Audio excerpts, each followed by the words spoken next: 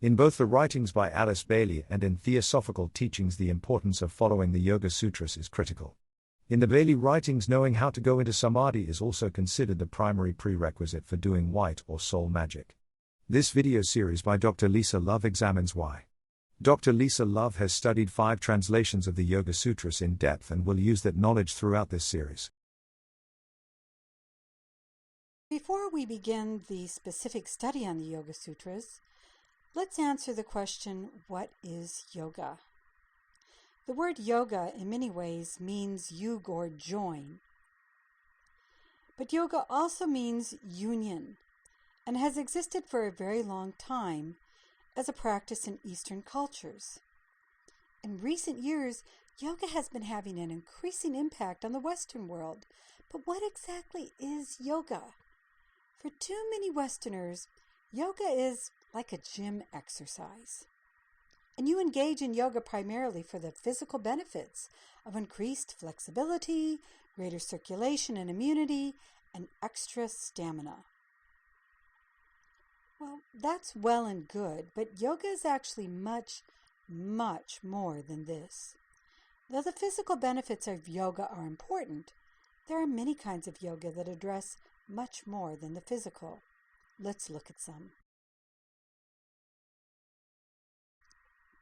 So there are a variety of types of yoga, and each seeks a greater level of union, realization of, or integration with the self, which can also be known as the spiritual self, I call it the peaceful self, that you already are. We will briefly look at a few types of yoga. Hatha yoga, as I said, is primarily the yoga of the physical body. Through a series of poses or asanas, you learn to master the various systems of the physical body. The positives of this type of yoga is that it brings about greater physical health, flexibility, and vitality, and it gives greater stamina for treading on the spiritual path. The negatives is that it can make you too body conscious, keeping you mostly at the level of body awareness. That is why many yoga schools, including the one BKS Iyengar started in, considered Hatha yoga as the least essential form of yoga, though Iyengar and others greatly enhanced its importance and value. In the Bailey teachings, Hatha yoga is discouraged. It is my belief this is because of the worry of putting too much emphasis on the physical body. I feel Hatha yoga is not a problem if the focus on the physical is used as a foundation only for other yoga practices.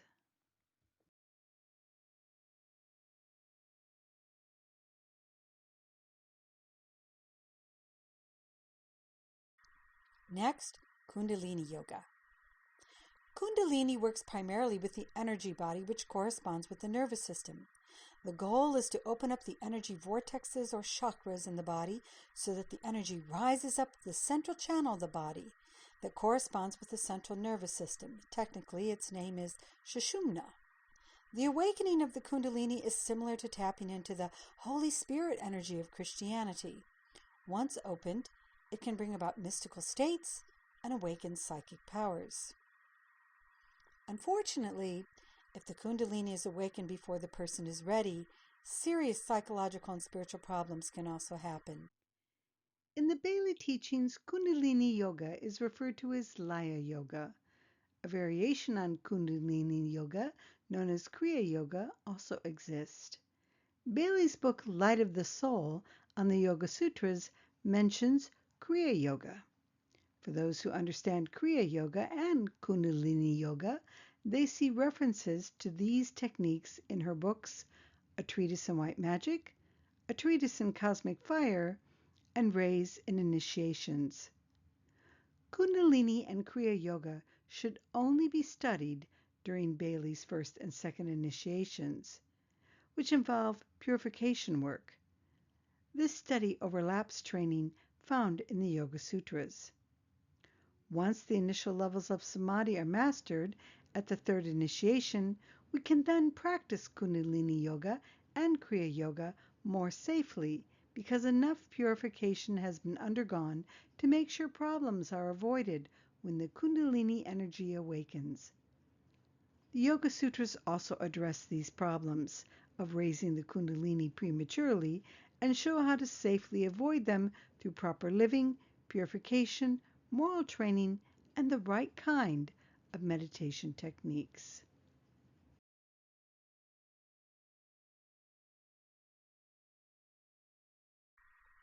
Next, there's Bhakti Yoga. Bhakti Yoga is a devotional yoga. Here you give your heart to whoever is inspiring devotion. It can be a spiritual person no longer in the body like Jesus, Mary, the Buddha, White Tara, Great Spirit, Krishna, Rama, Allah, Muhammad, Jehovah. The names are many. Or it can be a living person such as the Pope, the Dalai Lama, or anyone you give your heart to. Hopefully by doing so, you open up more fully to the energy of love and become an embodiment of that love energy as well. When that devotion becomes narrow or fanatical, the opposite can happen, with this devotion causing you to love only the object of your devotion, rejecting all others. Many people who study Bailey and Theosophical teachings tend to shy away from devotion. In the Bailey books, devotion is often connected to the sixth ray of idealism and devotion. Many Bailey students discount devotion as belonging to the outgoing Piscean age that was ruled by the sixth ray. They emphasize the incoming Aquarian age energies ruled by the fifth ray of science and knowledge that trends more towards the intellect. But in the Bailey book, Letters on Occult Meditation, we are taught it is important to become the higher mystic who infuses the mind or intellect with love and devotion to a spiritual teacher or image of spirit. The Yoga Sutras also emphasize this higher mystic when the spiritual seeker is told to worship Ishvara, or the divine as a whole.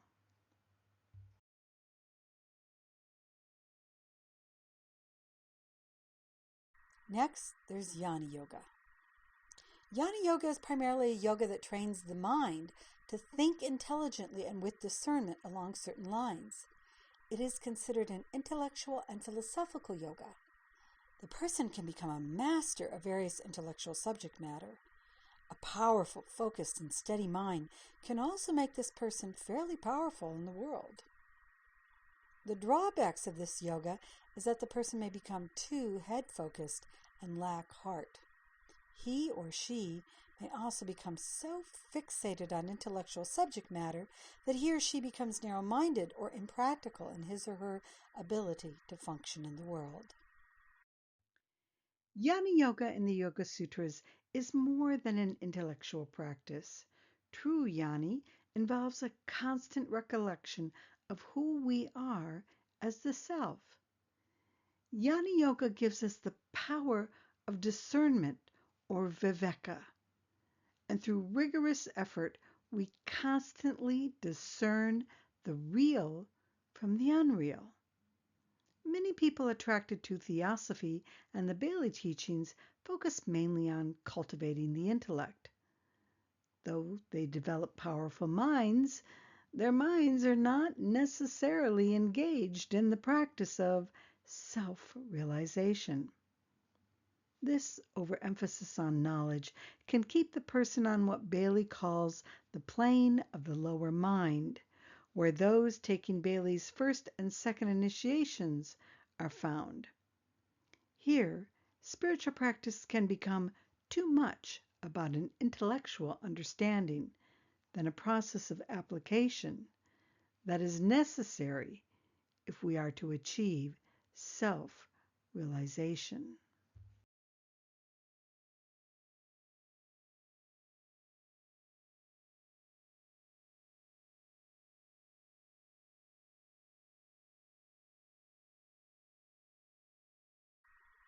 Then there is Raja Yoga. As we said, this is the kingly yoga or the crown jewel of yoga. Raja Yoga in many ways is a synthesis of the other yogas. It builds on Hatha Yoga, Kundalini Yoga, Bhakti Yoga, and Jnani Yoga, but goes farther, working more specifically on the eradication of the selfish nature as one penetrates deeply into one's true nature and thus realizes the self.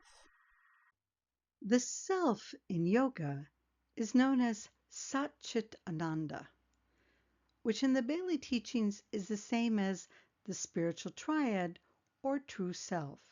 Sat equals Atma, Ananda equals Buddhi, Chit equals higher Manas. Sat Chitananda, Atma Buddhi Manas. Raja Yoga is the path of meditation.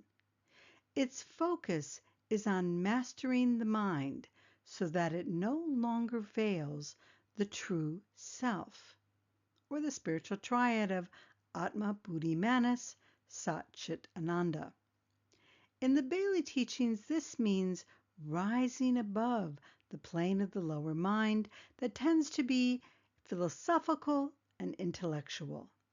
Then we move to the plane of the solar angel, where the mind is filled with soul qualities.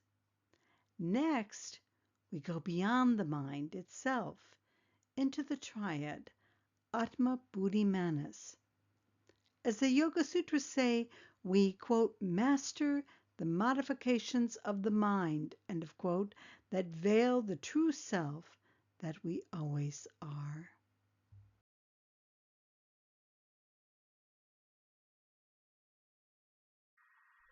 The Yoga Sutras of Patanjali are said to comprise a Raja Yoga system. Recently, however, with the work of Sri Aurobindo and Sri Swami Satchidananda and others, there have been attempts to create an integral yoga, which further synthesizes all current knowledge of former yoga systems.